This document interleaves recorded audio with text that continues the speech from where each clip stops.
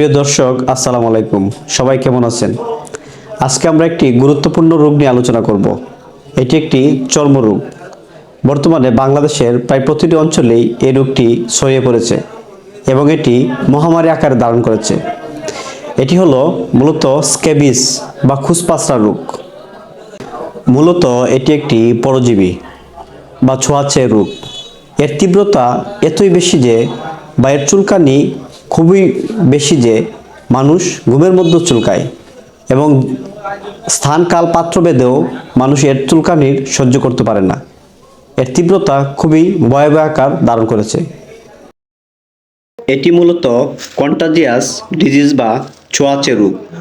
কোনো ব্যক্তি যদি আক্রান্ত ব্যক্তির সংস্পর্শে যায় তাহলে ওই ব্যক্তির মাঝেও এই রোগের প্রাদুর্ভাব দেখা যায়। আমাদের সমাজের ছোট বড়, শিশু, নারী পুরুষ সবাই মূলত এই স্ক্যাবিস দ্বারা আক্রান্ত হচ্ছে।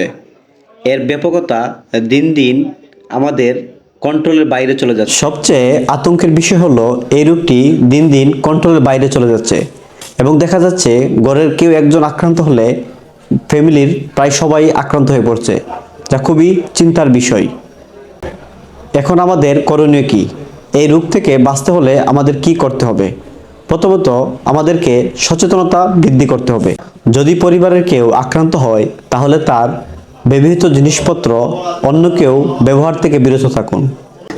আক্রান্ত ব্যক্তির ব্যবহৃত জিনিসপত্র যেমন জামা কাপড়, বেডশিট সহ যাবতীয় সবকিছু একদিনে গরম পানি দিয়ে ভালো করে ধুয়ে ফেলুন।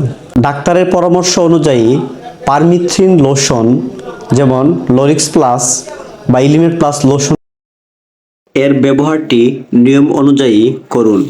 যেমন আপনি দিনে ভালো করে গোসল করে রাত্রে খাওয়ার পর ঘুমানোর আগ মুহূর্তে গলা থেকে পা পর্যন্ত সারা শরীরে ব্যবহার করুন। প্রায় 12 ঘন্টা শরীরে রেখে সকালে গোসল করুন এবং এইভাবে 7 দিন পর আবার ব্যবহার করুন। ঠিক এই রকমভাবে পরিবারের সকল সদস্যের চিকিৎসা নিতে হবে।